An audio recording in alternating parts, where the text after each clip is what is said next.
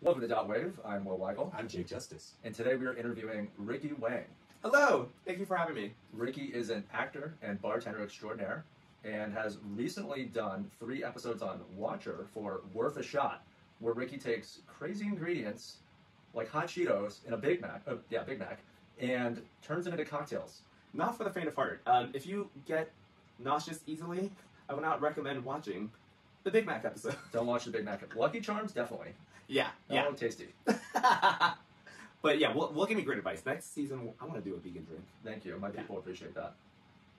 So, Ricky, before we get into it, how did you get into acting? I started doing theater because I'm a nerd in high school, because I'm like, this is what I want to do. And when I went to college, I feel like people just go to college not knowing like what they want to major in, but it's like, I want to get into Stanford, or I want to go to UCLA. So naturally, I got rejected from all the schools and got accepted into UC Irvine. So the next thing was, what are you going to major in? And I was like, I don't know, I guess theater in the meantime, until I figure out my life. And I still have not figured it out. And I got my degree in drama, and I took that degree and moved to LA and realized I didn't need this degree at all. Isn't that a great thing? When you move to LA, you put in I did the same thing as a music major. You put in all this work, and you're like, oh, I gotta like graduate, I gotta get good grades, I gotta do all these things, you know, so that I can have a good career in the arts. And you get here, and then there's like some 17-year-old asshole doing like TikToks on the side of the street, making $5 million, driving Maserati, and laughing as he's driving right past you in a pool of puddle, just like hits you in the face, and it's like, how does that degree feel for you, bro? Exactly. It happened to me last weekend, and I was like, damn it. I actually don't regret my experiences there. But I don't think I needed it per se. Well, I would imagine. Bartend. Well, I imagine the acting thing is how you got into bartending, but that might be a typical LA story. Right. But I would imagine having like a college experience and a more normal high school experience to some degree is going to inform how you're an actor, because you're going to play people who went to college. Right. Yes and no, in the sense that I feel like you could study people anywhere outside of college. Arguably, they're more interesting people. Oh. Right? So yes, you do meet so many people, but I feel like in terms of like acting, I could sit at a cafe in Hollywood and get a master study of crazy. You know what I mean? Yeah. I've been in some weird Starbucks and you just see some shit. Yeah, Starbucks is full of, not to shit on Starbucks, but no, as long as you don't shit at Starbucks. I would avoid that. Yes. Yeah. At all costs. Shit at home first, then get your coffee. Depending on the Starbucks, where it is. I've shat at some more desirable Starbuckses. For example, the Starbucks in Calabasas is a 10 out of 10 shit. Yeah. I believe that. I have not been to the Starbucks that maybe you're talking about, but I believe that a Starbucks in Calabasas. Now, the Starbucks on Highland and Franklin, not good. Not good. Don't do it. Ricky, would you say that is why so many actors work at Starbucks in LA? Is that to study the people and get better at acting, you think? I don't know if people take on jobs necessarily to study people. I think it's something as actors / artists naturally do. It's sort of like observing the world. And I feel like the really great actors are really good at observing people and isms. So when you are sort of like auditioning for a role, it's like, you know who this is? This is this one person, and you get the feel. So I think it's important to observe, but I think it also comes naturally for artists. Interesting. Right? Yeah. Maybe? Yeah. I mean, I was making a terrible joke about how you probably need a paycheck when you're starting out in acting, so you work at Starbucks. Oh, and yes. deal with the crazy people. Yeah, it is. It's a rite of passage. It is a rite of passage. Yeah. I'm still in that passage right now, and some people never get out of the passage. Well, I think you've done a beautiful job of combining, your experience as a bartender and just really bringing it to that next stage. I love doing both. I read a book called Big Magic by Elizabeth Gilbert, who's the author of Eat, Pray, Love, because I'm just a hippie finding myself. And one of the great advice that I heard from that book was, do not quit your survival job, because a lot of people think, I need to quit my survival job and go all in on my art. And she said that oftentimes scares the artist, like, genie, if you will. It's almost like putting too much pressure. So don't quote me, but she said something along the lines that it wasn't her second or third published book that she was like, all right, I kind of quit this cafe job. And I sort of like adopted that mentality, because so often I'm like, I'm going to quit bartending and become an actor full time. And then it's like, you're not doing anything for 7 days a week because you're getting maybe 1 or 2 auditions. Well, what's great is that now you use your bartending skills in your work, in your acting work. It is. I genuinely enjoy bartending. Like, it is a creative process. Yeah. And So just random stuff. But when I go to the bar that Ricky works at, I'll order random shit, and I'll be like, "Hey, can you get me like a Susan Sarandon is a little stoned. She's behind the wheel. She's in a rush. She's late to her appointment, but at the same time, she's getting a lot of calls from her family, and she doesn't know why." And then he'll come back with like a beautiful like vodka with a mint in it, and then there's like some other thing in there, and then like a perfect garnish. Will has actually ordered that. I think that almost exact same order. I'm was obsessed with definitely a Susan Susan Sarandon inspired flavor profile. So, which to me, I should have made it spicy. I feel like she's spicy. Yeah. So I wanted to order, let's say, a strung out John Mulaney who's in rehab. He's coming out and he's having a baby, and he's getting better. And he's about to go back on SNL, but he's a little bit nervous. What would that drink be? I'm going to do something super unexpected just because I feel like if he's a little bit strung out, you're going to want a drink that's like, whoa, what the hell? Yeah, and he shouldn't drink it. He shouldn't drink it. This is for not me. at all. Or, This is for Will. Yeah. So I combined two things that you wouldn't typically put together, like tequila and pisco. What's pisco? Pisco is a Peruvian brandy. Oh. Yes. Right? This is also one of my favorite things about bartending and being an artist is oftentimes I will go to my friends' homes and they're like, Ricky, can you make a drink? And I'm like, yeah, what do you have? And I look in the fridge and it's like a barren frat bro fridge with one jar of jam. And I would take the jam and I would make a beautiful concoction, not to brag, if I can say so. Basically, I love the creativity of like, here's one thing. It's almost like a canvas. You know what they say, like, you get more creative when you have more limitations. Mm-hmm. So it's like when the milk, when there's just a milk in the fridge, it's like, oh, all right, we're making cream, baby. White Russians. See, White Russians is like what I think about, and then I was like, all right, how do we one up this? Let's make homemade coffee with, right? With some Folgers and maybe old milk. We're gonna also make Maxwell. Maxwell. That's the people's coffee. I'm here for the people. Yeah. Maxwell, I'm not above it. I'm not a dumbtown La Cologne snob. No, give me Starbucks from Ralph's. Yeah. Do you ever get inspiration while you're at work bartending, where you're just like, oh my gosh, this is a movie scene, like taking mental notes? Oh, every day. It is like, like what's the craziest movie scene that's happened in real life? You've seen some wild shit. A crazy movie scene. Oh my gosh, this is really crazy. This story. This story, okay. There was a prostitute. Allegedly. Allegedly. Because this is the story that we heard as, employees. We're like, okay, so what had happened was there was a female prostitute working in our bathroom. And our bar was so busy that, like, no one's keeping track of what's happening in the bathroom. And so there was another woman that came that provided the same service for free, for example. And so the prostitute got angry. And so the fight broke out right in front of my eyes. And at the time, I didn't know what was happening. I thought these two women were just fighting. So it was a good working woman trying to make a buck, allegedly. Yes. Versus someone who's just trying to have fun in your bathroom. Yeah, so she got mad that the woman giving it for free was stealing her sort of like customers. Mm-hmm. But I think they're part of the same group. I don't know what happened, but basically they started fighting, and I was just working. This was actually on St. Patrick's Day, many years ago. It's always St. Patrick's Day. Yeah, something about a drinking holiday, just, really.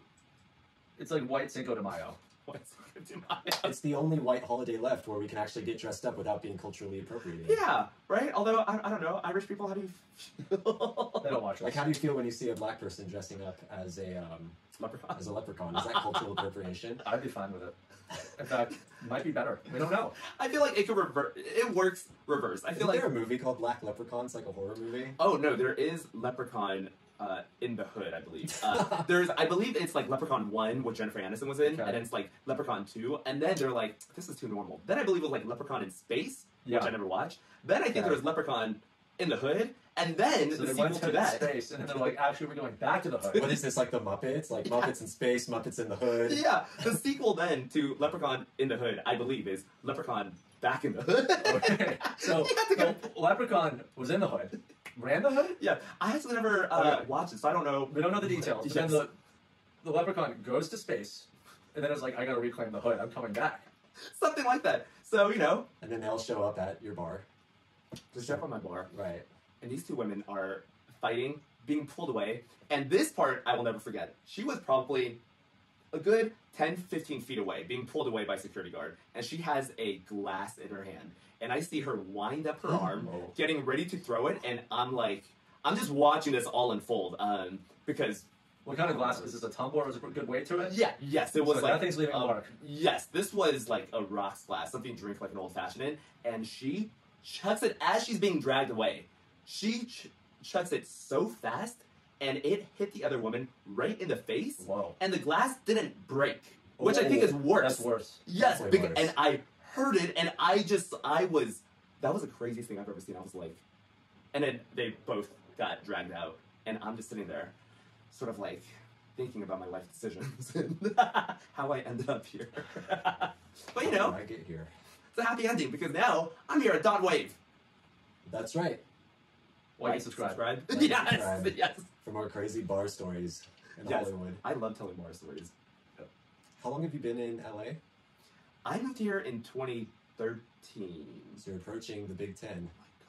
Whoa. Oh my gosh. Whoa. Yeah. It's almost 9 years. Next year will And be. did you know from the very beginning, like, I am here to be acting? I did. And where are you originally from again? I'm from the Bay Area, so I Right. was born in San Francisco, and then my family moved out to Cupertino, Silicon Valley, Yeah. which maybe was a good thing, but looking back, it is so suburban, and it is so... Yeah. Cupertino is one of those places where it's like, all the houses are like beige. By the way, whatever happened to San Francisco? Like, it's such a monoculture now. It It, didn't used to be. When Yeah. I grew up, when I was growing up, we'd go visit, and it was great. And the best. yeah. Yeah. Like, I didn't know if I got older, but like growing up there, I grew up there in the 90s. And even when I visited when I was older, like in college, it was so fun. And then I think the tech industry happened. Yeah. The artists got pushed out. Yeah, that's And exactly what happened. It I don't became really know kinda the answer. sad. I was just kind of Yeah. take. Yeah, especially as someone who grew up there. Yeah, no, it definitely had this divide, and not a good divide. And I think, Well, I think any city, and LA has this to a degree, but I think it's worse in San Francisco. Any city that has a lot of implants, like people who are coming to move there, they don't really care about they don't really care about the city as much because they didn't grow up there. They don't have as much of like a community local feel, and there's less of a sense of trying to take care of people in the community Yeah. and just like make the community better than what it is. So, and you know. And unfortunately, the people with all the resources and all the money are the ones who are not local.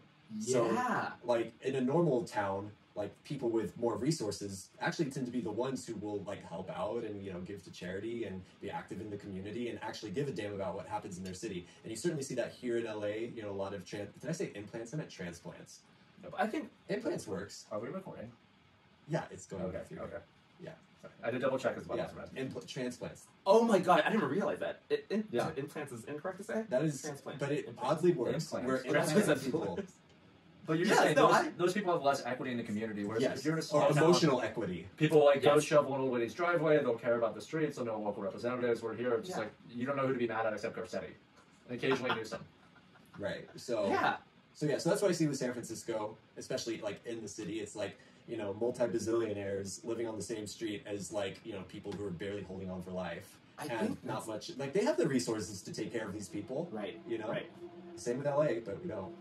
Yeah. I think that's it. I used to feel guilty about it, by the way, but now I don't, because the people who can solve it have so much more means than I do. It's like I do not need to feel guilty about this problem. Right. Who No. could solve it? You think? Like Jeff Bezos?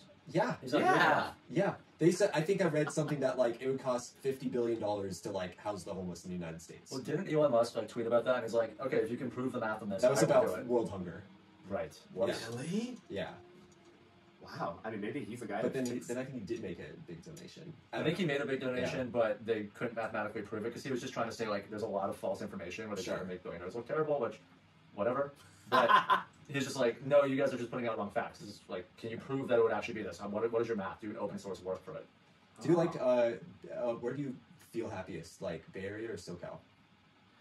You know, Mm. I feel like I'm going to turn on my fellow Bay Area people. Yeah. I think I am much happier in LA. On the dot wave set. Specifically on the Broadway set, Right yes. here. Or On this specific couch. on that Once couch. I leave the door here, I mean, I might as well, like, I think it's over. Yeah. yeah.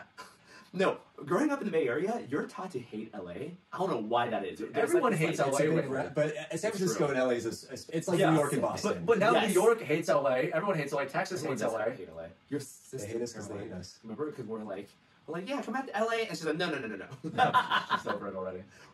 what I like about LA is all of the artists hustling. I feel like the Bay Area has the image of being sort of like more hippie and creative, but I actually think LA has a more sort of creative community. Again, I think it used to be that way in San Francisco. Right. I don't think it is anymore. Yeah, They all got pushed out because it's too expensive. exactly. And I think I appreciate the creative hustle and bustle of LA. It's kind of I was curious on that. It was going to be one of my questions of like, how do you define hustle? Because on episode 1, we talked to Kevin and Forrest about how much as an artist do you have to play the game, whether it's pushing yourself on TikTok, Instagram Reels, having a presence on Twitter, and Right. so maybe selling out a little bit to hit algorithms versus being like, I'm going to go on auditions with real casting directors and earn things that way.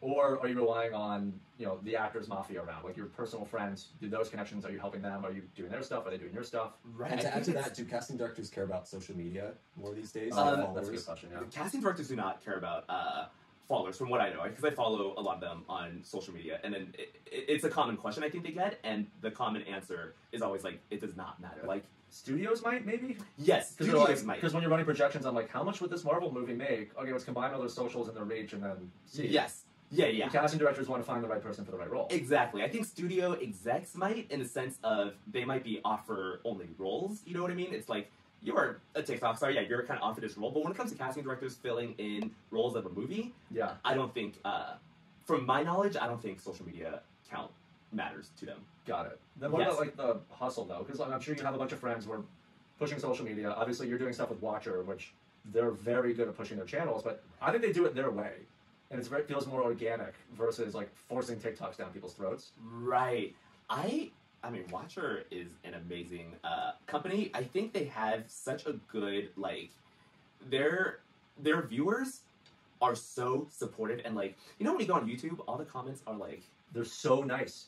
I scanned through the Big Mac episode and I was like, I love Ricky. Can we get season 2? He's so great. When Ricky looked so happy when they said that his drink was nice. And I'm like, where is this on my video game trailers? right, exactly. No, I think Watcher cultivated this community that has been so supportive, and they have a Discord channel for their Patreon subscribers. And Yeah. when I was on Discord, it felt like a safe place for people to sort of like bond with each other, have a community. So I think Watcher did an amazing thing with that is so special. Can you go more into... Okay, so Discord. When you're on Discord, what does that mean? Like, if you're going to the Watcher Discord, is it like fans get a chance to interact with you? Are you typing? Are you on the video? I know they do it all with that program. Yeah, I'm typing with people. So under Discord, they have, so for the Patreon So like a Reddit subscribers- AMA? A Reddit what? AMA?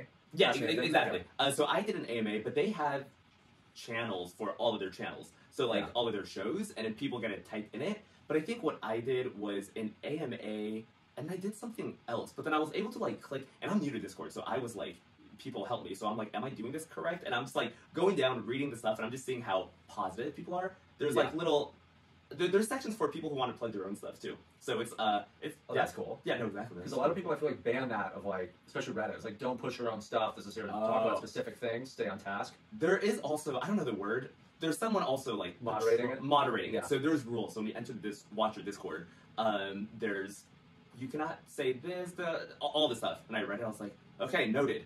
I Yeah. think.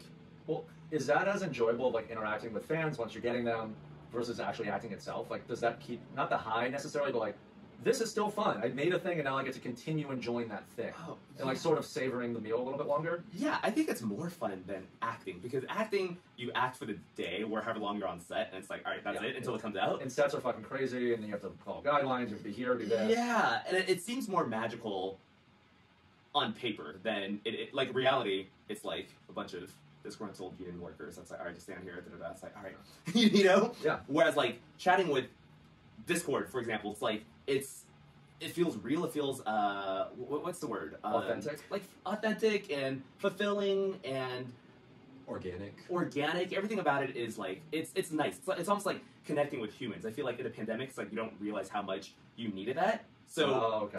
so it scratches an itch that I can't describe. That's like, oh, it's so nice to like connect with people who really like the show and Watcher. Yeah. That being on set doesn't give you. It feels like it's almost like with some people, it's like a mini Comic-Con. Because Comic-Con is your chance as a fan to meet the celebrities and the actors behind the content, behind your favorite superheroes. But now it's like, I love this YouTube show. I've spent a lot of time with Ricky in a weird one-sided relationship, because that's voyeurism. But now I get to talk to him and like meet the person a little bit without ruining the show at the same time, I'd imagine. It's like just kind of fun. Yeah, I was initially really scared to do the AMA because I was asking Simone, who's a social media manager. I was like, what do I answer? What do I not talk about? And then she was like, oh, Ricky, they're pretty. She's like, Ricky, they're so nice. They're not gonna ask you crazy questions. So yeah. What was how'd you get like involved with Watcher in the first place? Watcher is one of my best friends. Her name is Mari. She's also an actress. Mariel Scott is her stage name, I guess. Like and subscribe. Like and subscribe to Mariel Scott on IMDb. So Mari is a really good friend of mine, and she's done a lot of stuff. It stopped recording for some reason. Hold on. And we'll do like a fake ad of your changes you audio, whatever. Okay, yeah. Do Discord. Everything's recording.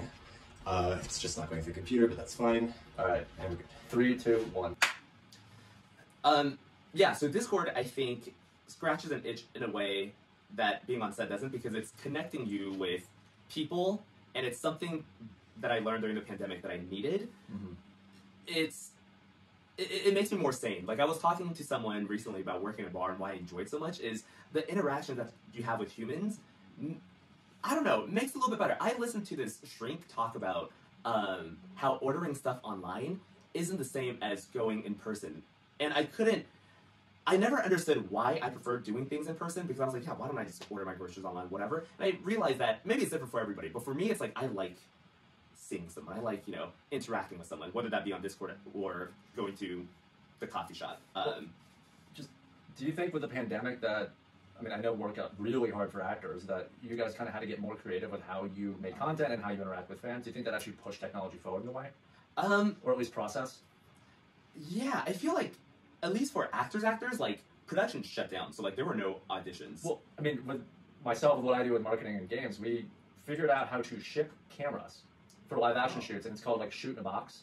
Or Set Crew in a Box is the name of it. And it has everything you need, and you only need one person there, and they run it all through the computer, and then it remotely goes back to the director, and you can move cameras all around and everything. But that was because of the pandemic, it pushed that technology forward, and now, it's sort of over, but we're still using that because it's cheaper and faster. Yeah. But I'm curious what you have on, like, the actor POV. Actor, I can't think of technology really advancing in that perspective, other than, for example, people started making Zoom movies. Because they're like, how can we film a movie, and let's do a Zoom horror movie, for example, which I thought was a brilliant idea.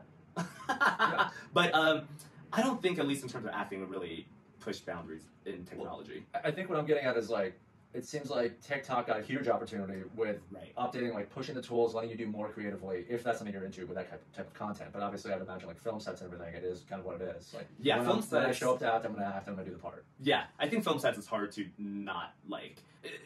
film sets are hard to substitute in a pandemic, because it's like, you need to have a sound person, you need to have, makeup, you need to have someone to talk to, Yeah. Did you see that thing with Tom Cruise on the set of Mission Impossible where he like freaked out at everyone? Oh, yeah. I imagine like any set that was going on during the pandemic being that tense, and I'm glad I was not part of any of that except for the film set that was in my living room. What happened again? Was something about a COVID test or something? Oh, no, someone just wasn't wearing a mask, I believe. Yeah, and he was like, take this shit seriously. He flipped out. Oh. He flipped out. I think I had heard something about him being a producer on that Mission Impossible. I may be completely lying, but I think what I heard was it was his own money that was funding this production. Right, because if somebody got sick from COVID, they'd have to shut down production. He would have lost a lot of money. And I think his whole rant, going back to it, I think his whole rant was about how like you are putting at jeopardy, the jobs of hardworking people, Right. Do what you're supposed to do, wear a mask. Yeah. But he said it in a much more intense and aggressive way than I just did, which was much more calm and he wasn't acting. He was not acting. Yeah, I think the underlayer was his own money, and I think that may have played. But also, I feel like when you're a star like that, there's kind of an ego on set. Yeah, I think. Well, he owns Mission Impossible. He is Mission Impossible. He is. That's his movie. Yeah, exactly. Switching gears here. So, Ricky. Well, how are you feeling, by the way? Today? Yeah, are you feeling good? Oh, yes. Okay, so, if I have to admit, there was an open bar situation the night before, and so I had more than a drink, let's say, and I woke up slightly hungover, and I remember when I turned 30, I won't say how many years ago, my older brother told me, he was like, Ricky, I just want to let you know, this is when hangovers start to get real, and I'm like, what are you talking about? I feel it today. I was for 9 hours. I'm like out of it. I have to ask Will. I was like, "Is there coffee there?" He was like, "No, but here, have a caffeine pill." So now I'm better. Will's But magic pills. I was gonna say, That's good. are you guys experiencing the A hangover? Well, I've never had a hangover ever. Why is that, Jake? Why have I never had a hangover before? Because I have never drank. I never drank until I was 24. When I was 24, I had my first drink. What was it? Oh, what was it? Coors Oh, Light. gosh. Coors Light. No. Michelob That was Ultra. mine. I think it was either wine. It was wine. Oh, It was classy. Classic. Very European Yeah. of you. Wow. It was wine. But it was very underground because I was at BYU where there's not allowed to be any alcohol whatsoever. So I just never really got into drinking. I got drunk 2 times maybe during that first summer of experimentation, if you can call it that. And then after that, I was like, nah. That sounds like Mormon Woodstock. The summer of experimentation. So I have 2 questions. My Yes. first question is, you said this underground drinking. Is this like an underground Mormon drinking, or are you saying it was underground because you had to drink? It's called Club More. No, it's underground because if you get caught doing that, you can get into serious trouble, even expulsion. Oh my gosh, can I ask you where you had your first drink? Like, where was Oh man, where did I have my first drink? You know, I think it actually may have been in California while I was visiting. it? Oh, okay. Goddamn California libs. No, but I continued while I was there, and it just, I don't know, it's like, I started too late to really get into like mega partying, and I couldn't be like flamboyantly drunk all over the place because if somebody like found out, if the wrong person found out, then that could get me in trouble. You have to be very low key about it. Wow. But my girlfriend at the time was also, she drank before I even started. What was funny about her was that she was a very good, believing Mormon girl, but she was having a fun phase. But for me, it was more of like coming out of it, and now I was like ready to party, and this is it. Wow. So we were both in stages of like, okay, we're partying, but ultimately we had different end goals in mind. For her, it's just like, I'm just having a good time for now until I meet a nice Mormon husband and we can get married forever and have kids and live happily ever after. And for me, it was like, oh my gosh, this is a whole new world for me. I am, yeah, that is. But to bring back to like what you do, I have the worst time at bars.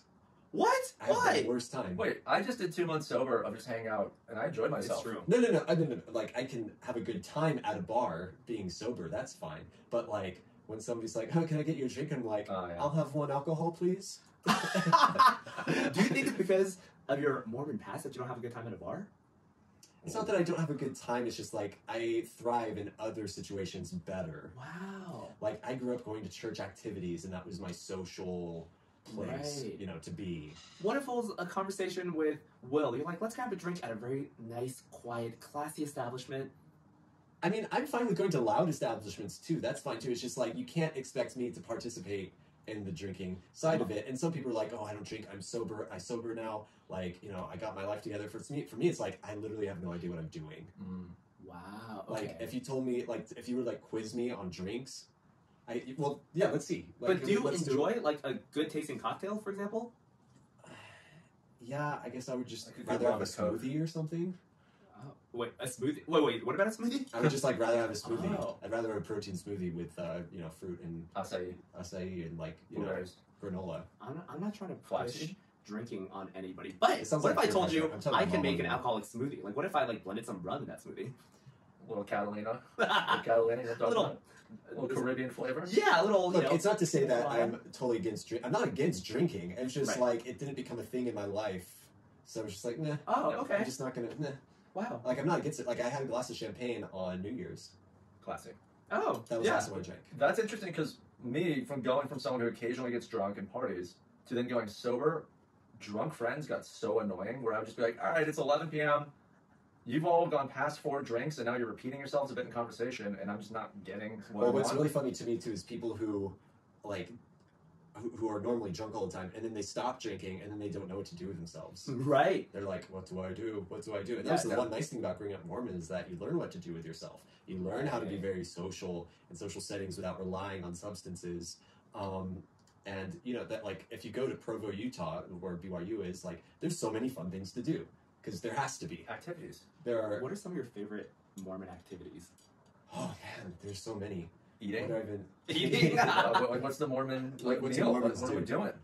Okay, so growing up, so the funny thing about Mormons is that, like, as non-sexual as they try to be. They're like very sexual.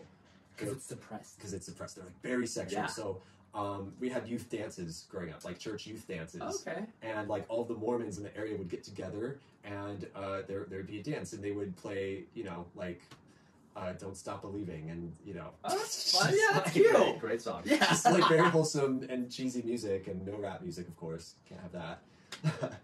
And Rap music. Okay. a lot of Goddamn Slim Shady. what was that one song? A lot of like the Cha Cha Slide. Yeah, it's We like had slide to the left. Sweet Caroline. Yeah. Does that one get played? Yeah. Yeah, and It's like a Nantucket wedding. and what was great about that is like if you want to go all the way with a Mormon girl, and by all the way I mean making out really quickly, like get a Mormon girl. If you want to just like make out with someone instantly, but you will not go anywhere past that. Are Mormons allowed to make out? Yeah, they can make Oh. out. Yeah, absolutely. You can touch yeah. a boob. No, Oh. first base only. Oh. First base only. Anything beyond first base is bad. And then it's like progressively worse. Like if you touch a boobs, like you shouldn't do that, but okay. But like, and then you get to third base, it's like you really shouldn't do that, and then you're in trouble, and you have to go confess, and you can't Wow. take the bread and the sacrament stuff, And you start. and then if you go all the way, that's bad. Bad news bears. Wow. So Ricky, Do you know why they don't have a baseball team in Salt Lake? I'm very curious to know, Yeah. genuinely. Because Mormons can't score a home run. I thought it was going to be a real answer. oh my gosh. But now I learned that's true. I didn't, yeah, I'm learning a lot. That is the actual reason. Anyway, that has. So going back to. So that's why I don't drink. Anyway, what were we talking about? I forgot. I think we need Will to bring this back. So Ricky, why weren't you in Crazy Rich Asians? You know, that's a great question. After watching a movie, I felt like they were all like British Asian. Yeah. Right? Well, Singapore it's the, Asian. no, Singapore Asian. Isn't it the international school accent Asian where they learn English at like a really fancy Yeah, school? it was like the only American I think was like Constance Wu. Then there was, oh no, yeah, he was doing full Chinese, never mind. There's a guy who was on the Daily Show occasionally. Oh, gotcha. You know what's so funny? I saw that movie at like the peak of my being a socialist. Watching Crazy Rich Asians when you're at peak socialist peak, and I'm talking like Democratic It's quite Socialists of decadent. America, Yeah. socialist. I was just like angry the whole time. I was just like, angry. Timothy Chalamet, yes or no?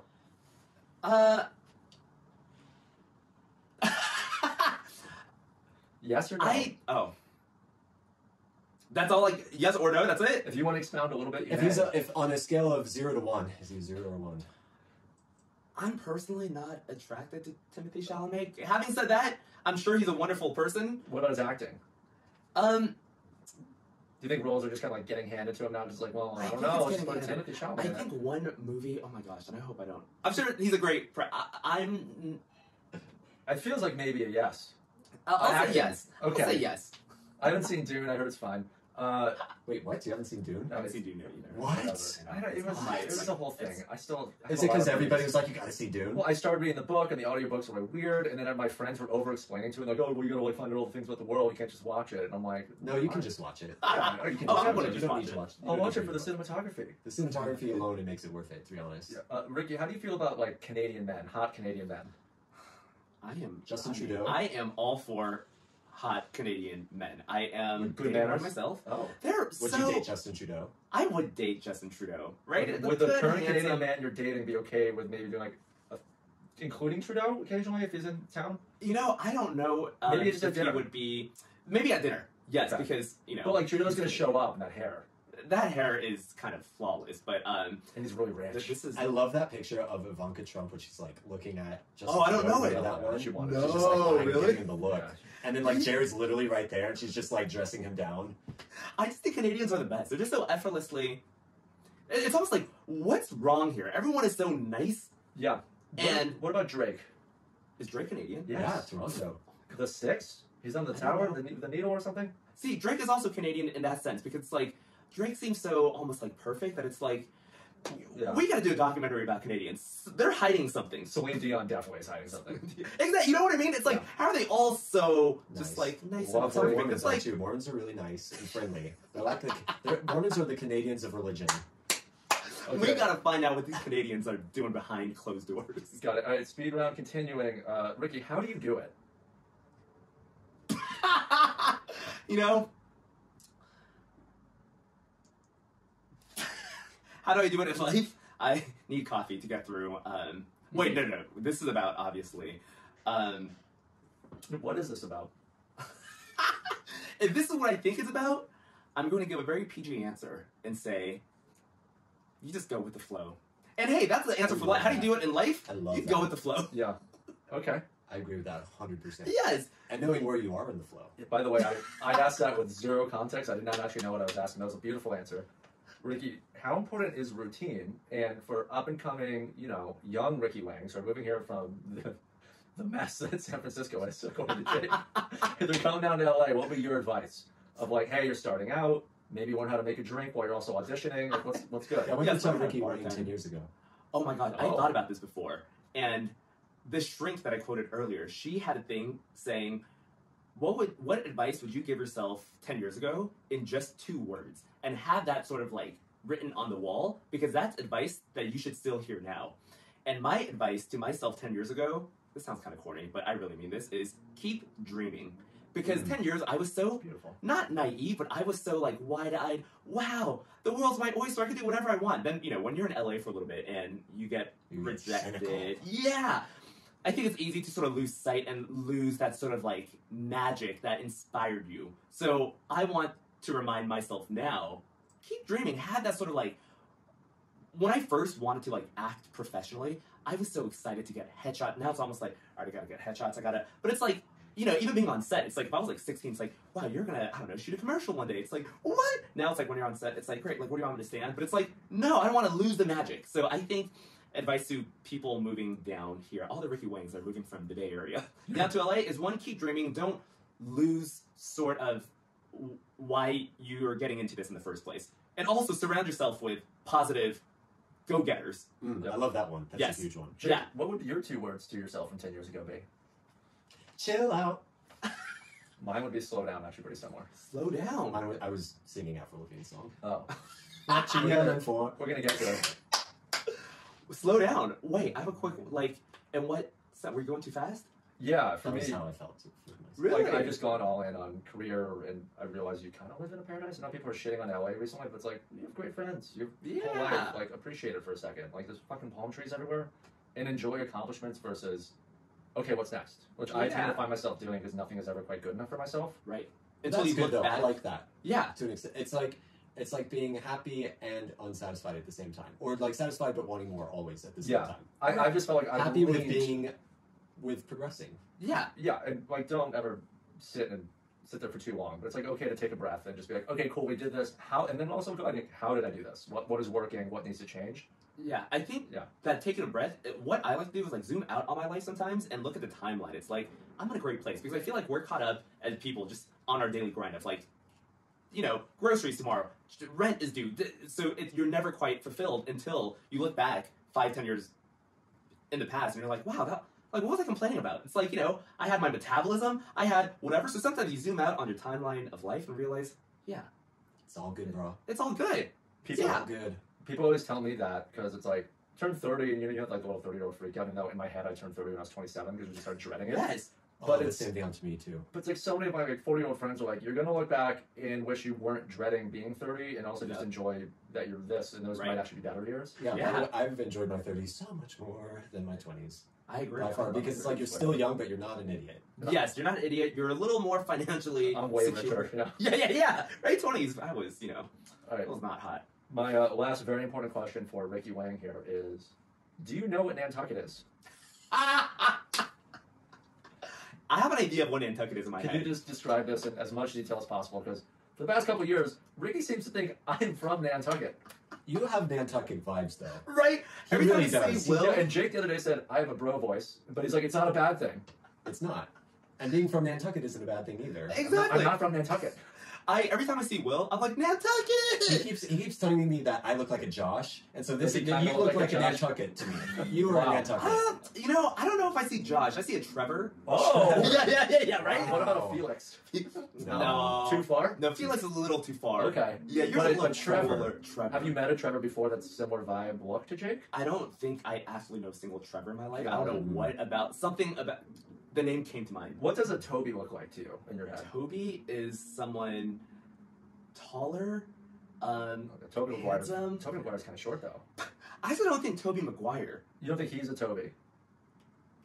No, Toby is more of a Ronnie. Okay. I think Toby. The name Toby is like. It is Ronnie. Oh. Yeah, Toby. Oh. Toby. Yeah, I Hey. think. Like, hey, I'm Toby. But I may be completely crazy. I mean, this is good for Tobys everywhere, all of our Toby fans. Yeah, all you Toby listeners, you're hot. And then what is Nantucket? So Nantucket, wasn't there like an iced tea that was Nantucket?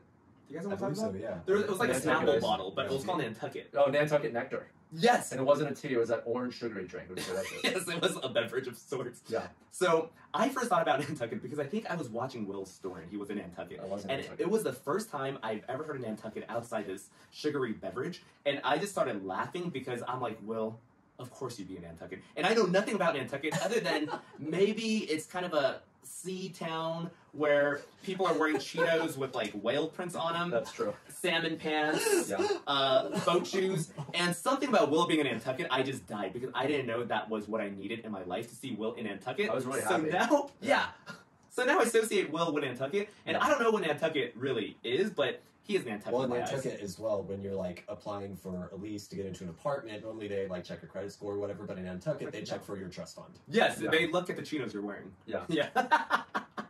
Yeah. Are those Sperry's? Are Well, those- I'm glad that Ricky really described to us what he thinks Nantucket is. Yeah, it's like, sir, are you not wearing Ralph Lauren? You do not get this Yeah. loan. Camera's gonna shut off in like a minute, Well, 45 seconds. Ricky, 10 things. Is there anyone you want to apologize to? Just in general.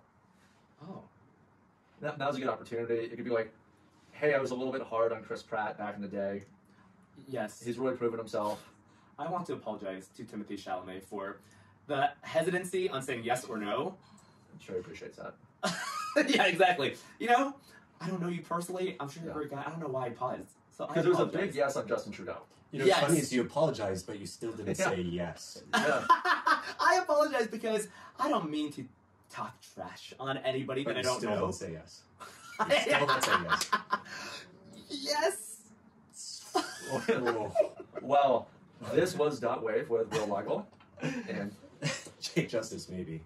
Maybe. Oh no, because you're Trevor. Yeah. this Yes. was Dot Wave with Will Weigel. Trevor. And Trevor and Toby here. And Toby. Oh, you call me a Toby. Thank you. Oh, no problem.